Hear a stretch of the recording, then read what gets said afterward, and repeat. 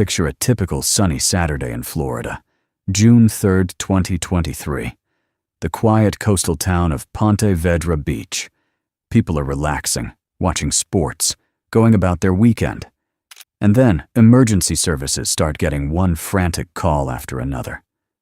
In the parking lot of a popular family restaurant, Mr. Chubby's Wings, a brutal attack is unfolding in broad daylight. When the first patrol units and ambulances screech to a stop outside the restaurant, paramedics find a scene no one there is going to forget. The pavement is marked with blood. 3 people are down and in critical condition. An adult woman has deep blade injuries to her face and hands. A young man, just a random customer, has his hands badly cut by the blade. And then there is 17-year-old Madison Shemitz. She is conscious, but she cannot move. One strike from a large hunting knife hit her spine and severed her spinal cord. From that moment on, she has no feeling in her legs at all. Just a few feet away from the victims, the attacker himself is also losing blood. Once he realizes people have physically restrained him and his plan has fallen apart, he has just tried to take his own life using that same blade. So what happened outside an ordinary restaurant? Was this a random attack by some unstable stranger? A robbery that spiraled out of control? No. The most disturbing part is that what we are looking at here is the final stage of a long, methodical, and targeted pursuit. A pursuit where every step left obvious digital traces. People around them saw the red flags. Loved ones tried to step in. But the system never really woke up. Who was this guy with the knife? Why did he target a high school student? And how did this nightmare even begin? Let's rewind and rebuild the story step by step. It all started in the fall of 2022, inside an ordinary Florida high school. You know how almost every school has that one couple everyone looks at with a little envy. From the outside, they seem perfect together. Almost like they walked straight out of a teen movie. That is exactly how people saw 16-year-old Madison Shemitz and 17-year-old Spencer Pearson. Let's take a closer look at who they were. Madison was a true standout at her school, the kind of person people naturally followed. She grew up in a big family, alongside 5 siblings. After her parents divorced, providing for the family and raising them fell entirely on her mother, Jacqueline. Even with all the pressure, they stayed incredibly close. From the time Madison was very young, she had serious discipline. Think about this. By age 4, she was already training seriously in softball and taekwondo, the Korean martial art. By high school, she had become captain of the school team, was scoring well on exams, and had a huge circle of friends. Reliable, driven, and used to earning things through hard work, Spencer Pearson was the complete opposite. He had moved to Florida with his parents, Daniel and Tanya, from Keller, Texas. Unlike outgoing Madison, Spencer was quiet, closed off, and mostly kept to himself. His main, and probably his only real passion, was football, a sport he had been playing since he was 6 years old. Being on the team helped him stay socially connected, but Spencer had almost no close friends. People who knew him saw him as a shy high school student from a good family. In October 2022, the two of them started dating. It was the classic high school romance, the softball captain and the football player. Both families seemed completely comfortable with the relationship. Spencer was often at the Shemitz home and came over for family dinners. Jacqueline thought he was polite and well-raised. His parents were happy too.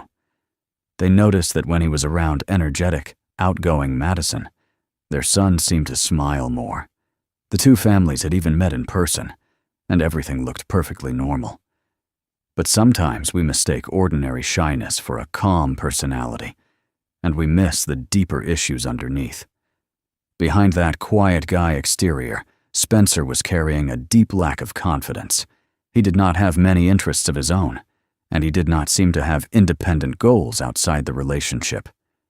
Very quickly, Madison became more than his girlfriend. She became his anchor, the center of his very narrow world. Once that happened, the relationship started to shift. Have you ever seen a situation where basic concern slowly turns into tight control? At first, it was simple questions. Where are you? Who are you talking to?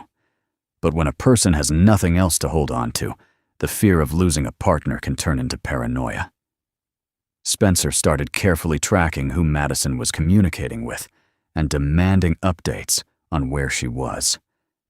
Madison, who was used to being independent, suddenly found herself under a microscope. She spent a huge amount of energy trying to calm him down and prove there was no reason for jealousy. But logic did not work here.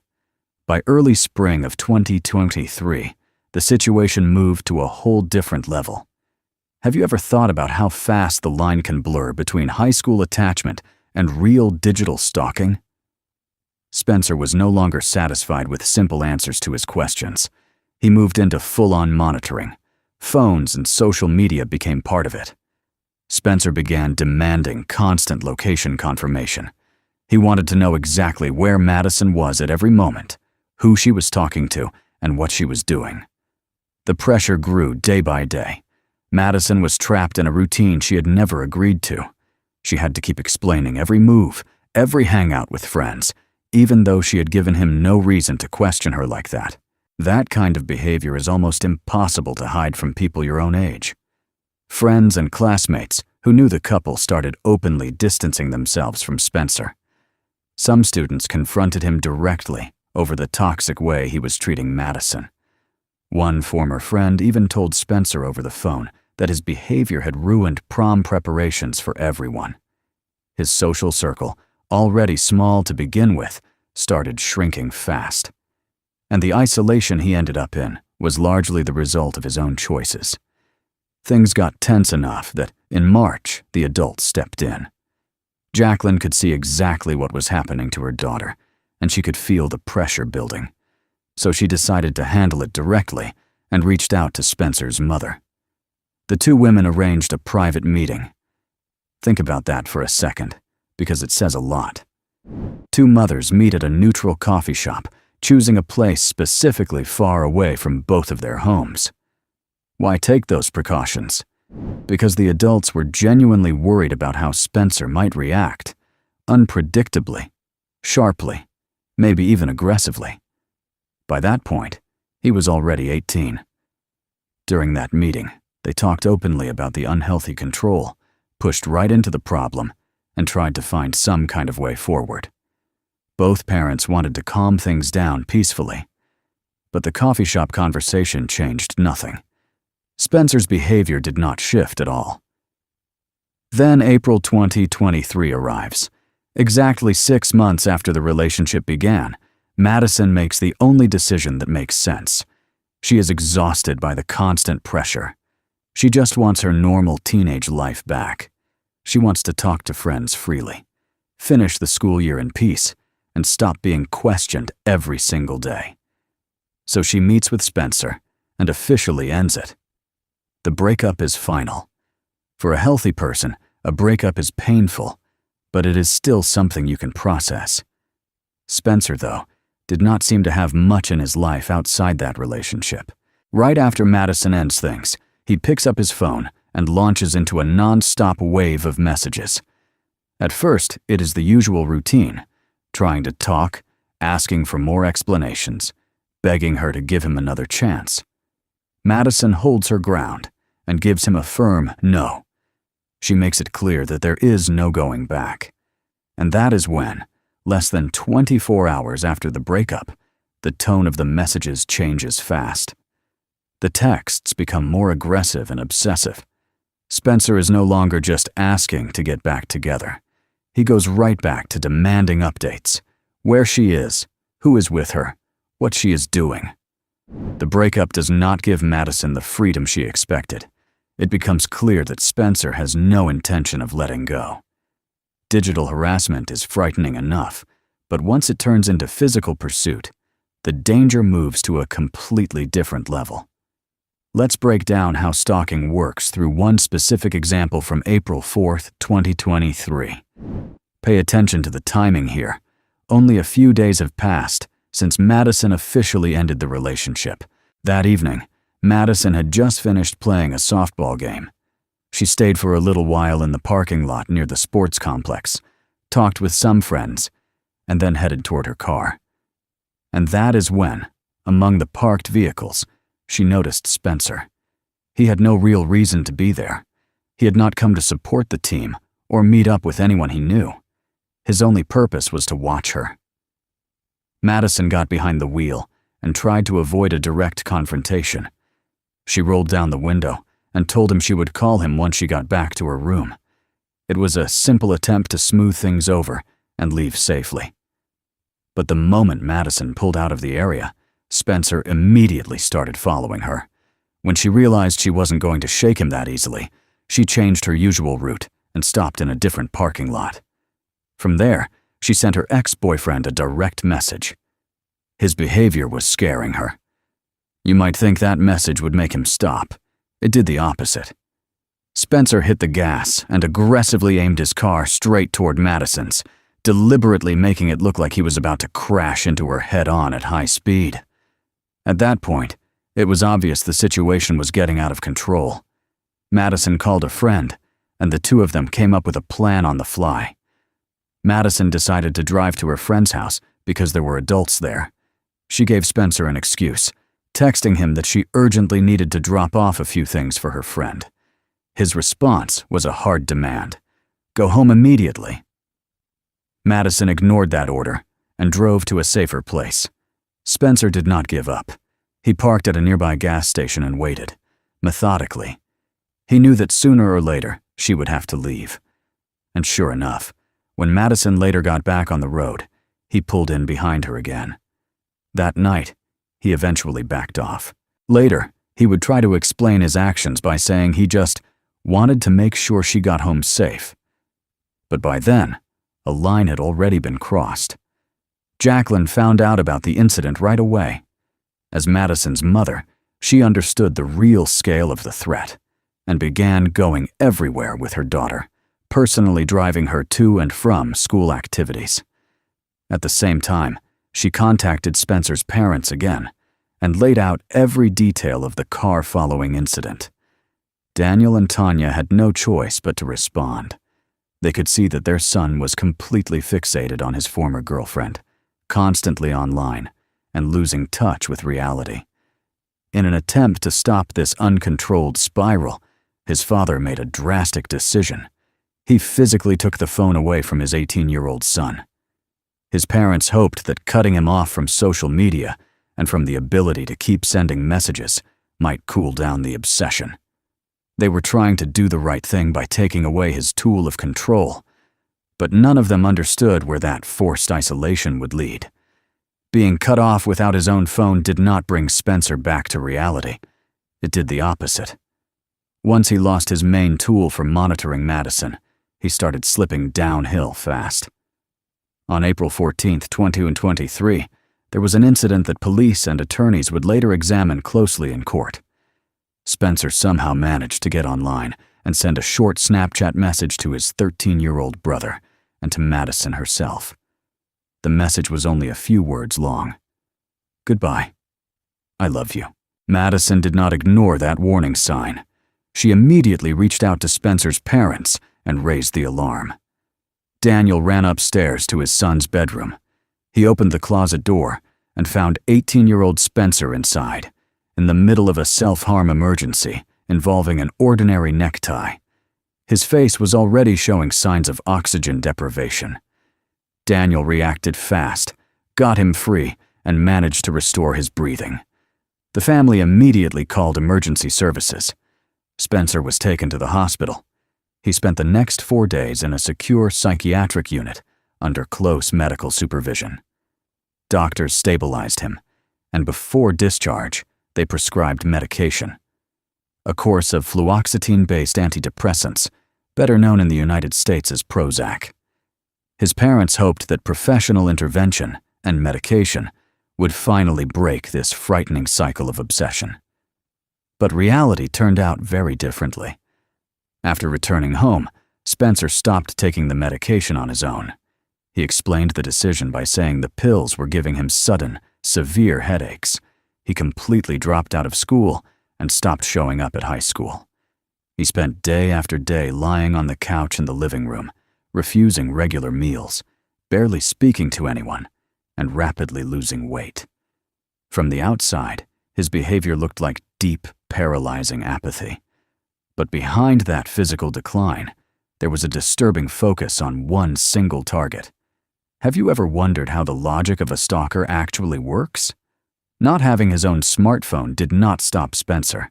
He found ways to get online and methodically created dozens of fake profiles. Every time Madison blocked one account, another one appeared almost immediately. Spencer kept watching her digital life non-stop. And then he moved beyond the screen. He started leaving handwritten notes on the windshield of her car. The tone of those notes became more and more unpredictable. At the end of May, Madison turned 17. Living under constant pressure from her ex-boyfriend became unbearable. Jacqueline and her daughter decided to take a serious legal step. They gathered evidence of the stalking, saved screenshots of the messages, and started the official process of getting a protective order. That document was supposed to legally restrict any contact Spencer could have with Madison. The paperwork was filed. The legal process had started. There was just one problem. The system for reviewing these requests moves by the book, and it takes time. And while the court was scheduling hearings, time was running out. Then came the morning of June 3, 2023, the same day that would later end on that stained restaurant parking lot. So how did their paths even cross if Madison was doing everything she could to avoid her ex-boyfriend, and her family already had paperwork in motion for a protective order? Madison woke up early at home. The night before, her close friend and softball teammate Chloe had stayed over. The two friends had completely normal Saturday plans. They were going to drive out to the coast and spend a few hours by the water. They really did make it to the ocean front. But once they got there, it was obvious the weather was not working for a beach day. The wind was strong and gusty, and the temperature was lower than they expected. After staying only a short time, the two friends gave up on the original plan. That weekend, an important event was being televised: the Women's College World Series final in softball. Madison and Chloe decided to find a place to eat, order some food, and watch the game on a big screen. From that moment on, a completely unplanned chain of decisions started moving. Madison took out her phone and texted her mother. Jacqueline was with Chloe's mother at the time. Madison suggested that they all meet up and have lunch together. After a short back and forth, the mothers agreed. The group spontaneously chose Mr. Chubby's Wings in Ponte Vedra Beach, a local spot known for showing sports. Madison and Chloe made a quick stop at home to change, got into the car, and around 2:50 p.m. headed toward the restaurant. Now pay attention to one important detail. This plan came together in real time. Spencer Pearson could not have overheard the conversation or known the plan ahead of time. But while the four of them were getting ready to sit down at the restaurant, he was getting ready to leave too. And by then, he had a large blade with him. This was not some random kitchen item someone grabs in a sudden moment of aggression. It was a serious-edged instrument with one very personal detail. Spencer's own name was engraved directly into the metal blade. Once he had it with him, he began actively searching. How often do you check your privacy settings and think about which services on your phone might be sharing your location right now? Spencer used his network of dozens of fake accounts. He followed the digital trail. All it takes is one active marker on a virtual map, one location sharing feature left on, or the smallest online signal for the system to reveal exact coordinates. Digital tools allowed Spencer to identify Madison's current location with precision. He got the address for Mr. Chubby's Wings, got into a vehicle, and headed there with a clear purpose. Have you ever thought about how objective surveillance cameras really are? They do not exaggerate, panic, or soften what happened. The footage from Mr. Chubby's wings on June 3rd became the key piece of evidence in this case, and it was completely impossible to argue with. So let's rebuild the timeline of that day, almost minute by minute, using only what those neutral cameras recorded. At 2:50 p.m., the group of four safely took a table inside the dining room. They placed their order, talked, and watched the softball broadcast on the mounted screens. Everything was calm. Out of habit, Madison scanned the room, saw no sign of danger, and finally let herself relax. At exactly 3:50 p.m., the restaurant door opens. Spencer Pearson walks in with confidence. The footage clearly shows he does not head to the bar to order anything, and he is not looking for a place to sit down and relax. He simply stops and carefully scans the dining room with his eyes. Once he spots the table he is looking for, he does not rush over right away. Instead, he takes a convenient position nearby and waits. At 4:15 p.m., Spencer starts moving. He walks directly past the table where the group is sitting. On the digital footage, Madison's reaction is immediate. She flinches and freezes in place. The women make a decision in seconds. They need to leave. They quickly ask for the check, pay, and as they are getting out, they warn the restaurant staff that this person is a real physical threat to them. The group hurries through the glass doors and out into the sunlit parking lot. Madison is the first to head toward her car. At that moment, the outdoor cameras capture a sudden burst of movement. Spencer runs out behind them and charges at Madison as fast as he can. He reaches her within seconds. Spencer pulls out his weapon and starts striking again and again. There will be 17 strikes in total. Madison tries to shield herself with her hands and screams, but the difference in physical strength is too great. During the assault, the blade causes catastrophic damage to her spine and spinal cord. Madison falls onto the hot pavement, instantly losing all feeling in the lower half of her body. Jacqueline is only a few feet away. When she sees what is happening, Madison's mother does not hesitate for even a second. With no weapon and no protection, she throws herself straight at the armed attacker. She fights with everything she has, trying to pull him away from her daughter lying on the ground. During that struggle, the blade badly injures Jacqueline's face, forearms, and hands, but she keeps holding on. At that exact moment, another car pulls into the parking lot. 22-year-old Kennedy Armstrong gets out. He is a completely random customer who had come there to have lunch with a friend. When he hears the screams and sees the chaotic struggle, Kennedy does not pull out his phone to record it, and he does not run away. He takes off, slams into Spencer at full speed, knocks him to the ground, and pins him down with his entire body weight. During that life-saving move, Kennedy suffers deep injuries to both hands, injuries that will permanently end his career as a carpenter. Once Spencer realizes he is pinned hard against the pavement, and people around him are quickly gathering and calling emergency services, he makes one final move. Using the same blade, he injures himself in the neck. After emergency crews arrived, everyone involved in the attack was rushed to different hospitals. Madison survived, but doctors confirmed a devastating diagnosis: complete paralysis below the chest. For someone whose life had been built around sports and constant movement, it sounded like everything had been taken from her at once. But instead of giving up, Madison chose the exhausting path of rehabilitation. She had to learn how to balance again, how to sit upright again, how to do the basic things most people never even think about. In May 2024, 11 months after the attack, Madison did something doctors did not fully believe would be possible at first. With support, she crossed the stage at her high school graduation and accepted her diploma in front of hundreds of people. While Madison was fighting through recovery, the legal system was preparing its answer. In July 2024, Spencer formally pleaded guilty, and the case moved towards sentencing, which was set for November. And here is the question: what kind of defense do attorneys choose in a case where there is clear surveillance footage, a crowd of witnesses, and the weapon in the attacker's hands? They decided to lean on a medical argument. During the hearings, they tried to show that Spencer's brain had allegedly been seriously affected by years of repeated minor head injuries from playing football. The defense built a very convenient version of events. According to them, Spencer had not planned the attack at all. Their claim was that he had simply gone into the restaurant to eat one final meal before ending his own life at the beach.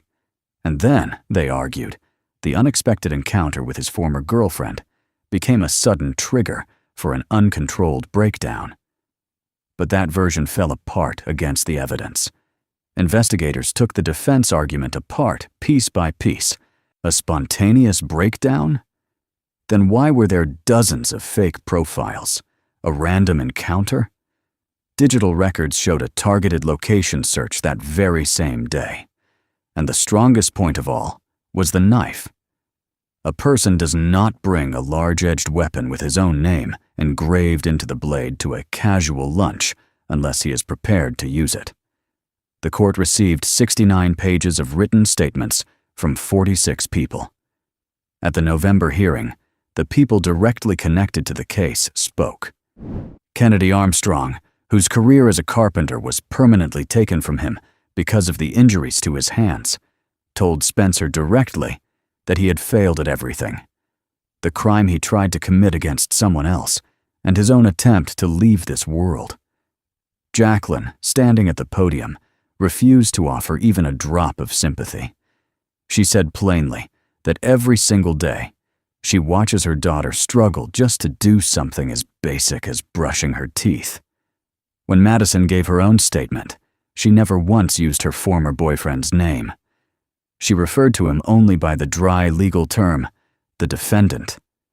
She asked the judge for a sentence that matched the life sentence in a wheelchair that she received in that parking lot. The judge reviews every part of the record, including reports from neurologists brought in for the case. His conclusion is clear.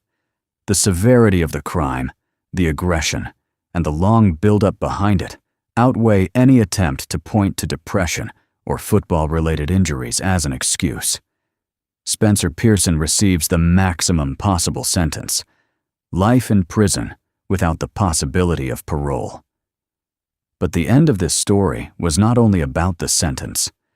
Not long after the case wrapped, Jacqueline and Kennedy were officially awarded the Carnegie Medal, the highest civilian honor in the United States for saving lives.